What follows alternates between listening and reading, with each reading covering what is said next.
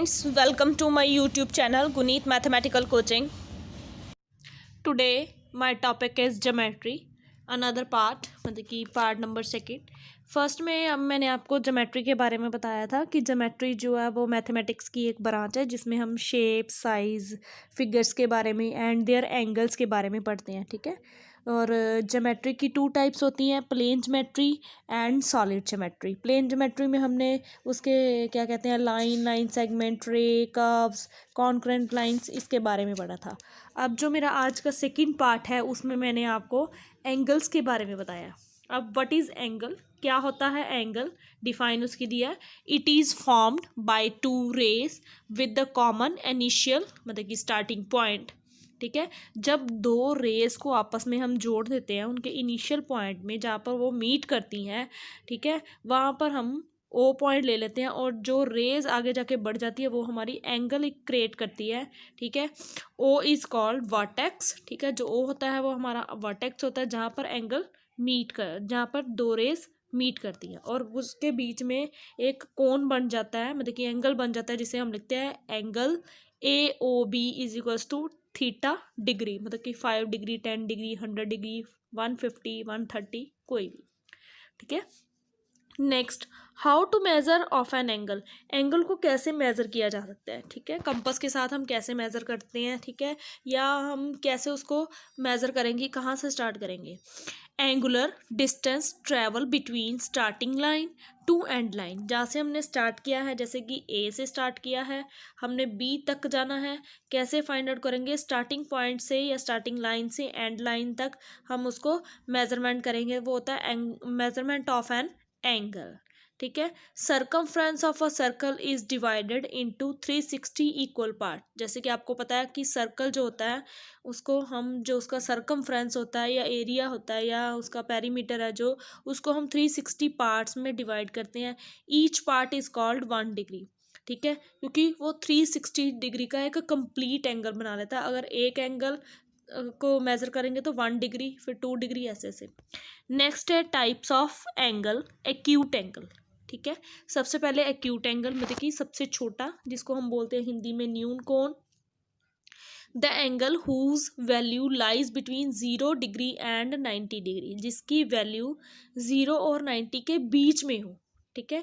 90 से ज़्यादा नहीं होनी चाहिए या 90 भी नहीं होनी चाहिए, 90 से कम, तो उसको हम बोलते हैं acute angle.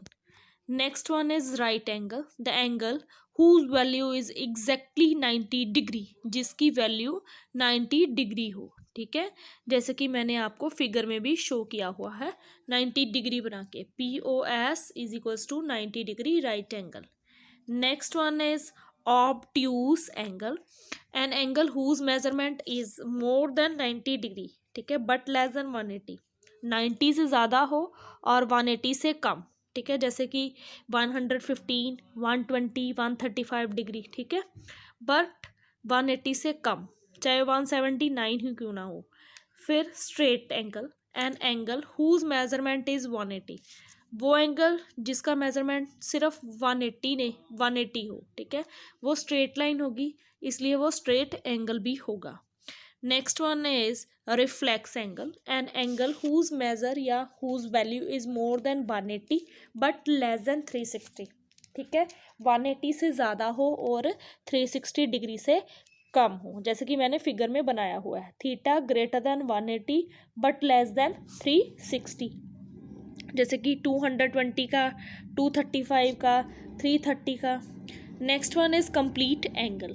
An angle whose measurement is 360. जिस डिग्री का मेजरमेंट टोटल 360 डिग्री है, तो मतलब वो पूरा एक सर्कल कंप्लीट कर लेगा, तो मतलब 360 degree. Next one is complementary angle.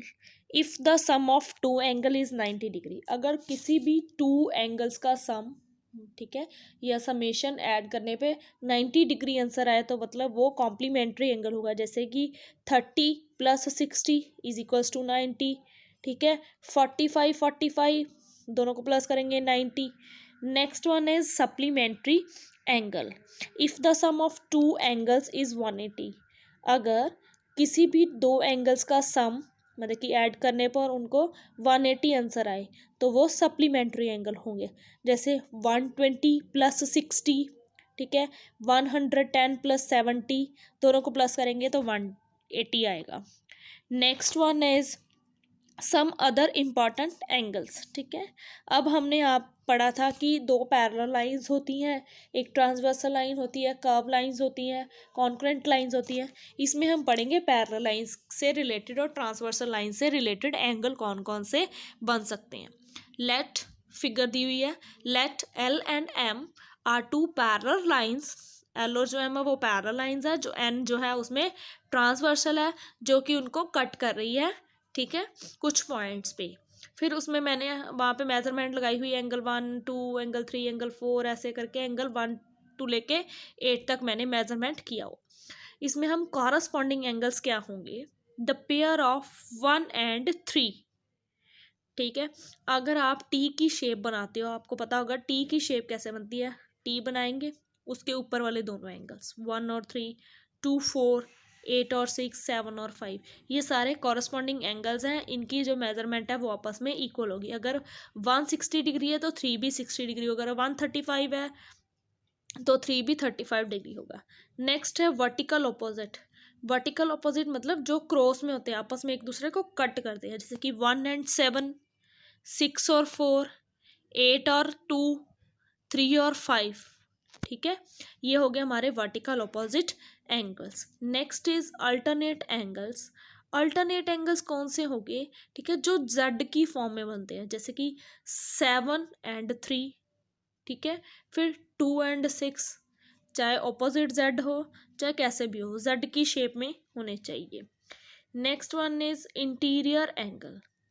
The sum of interior angle, interior angle मतलब अंदर वाले, interior angle of the same side of a transversal. एक ट्रांसवर्सल कट कर रही है, कोई भी दो पैरेलल लाइंस को ट्रांसवर्सल ने कट किया एक साइड पे, चाहे उसकी लेफ्ट साइड ले लो चाहे राइट साइड ले लो, ठीक है। अंदर वाले सम मतलब कि उन दोनों को ऐड करना पड़ेगा इज 180, ठीक है। जैसे कि एडजस्टेंट एंगल्स बोल सकते हैं साथ साथ में, ठीक है।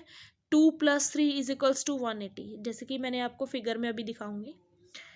2 and 3 या 7 and 6, इन दोनों को प्लस करने पे आएगा 180। ये है अल्टरनेट इंटीरियर एंगल्स। ये थे हमारा आज का लास्ट एक छोटा सा वीडियो जो कि एंगल से रिलेटेड था, कि इसमें हमने कौन कौन से एंगल्स किए हैं, acute angle, obtuse angle, right angle, reflex angle, complete angle, straight angle, फिर उसके बाद corresponding angle, vertical angle, alternate angle, interior angle.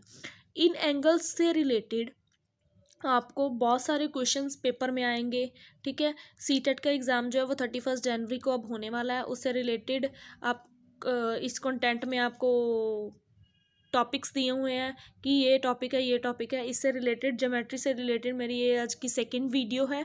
Third video में मैं आपको अनदर टॉपिक के बारे में बताऊंगी, जैसे कि उसमें शायद मैं आपको ट्राइंगल्स या फिर क्वाड्रिलेटरल या सॉलिड शेप के बारे में, एरिया, पेरीमीटर, जो वीडियोज़ अब रह गई हैं अब उसमें ये कंटेंट आपको देखने को मिलेगा। मेरी वीडियोस को देखने के लिए लाइक, शेयर, कमेंट करना ना भूलें और मेरे चैनल को सब्सक्राइब करें। वॉच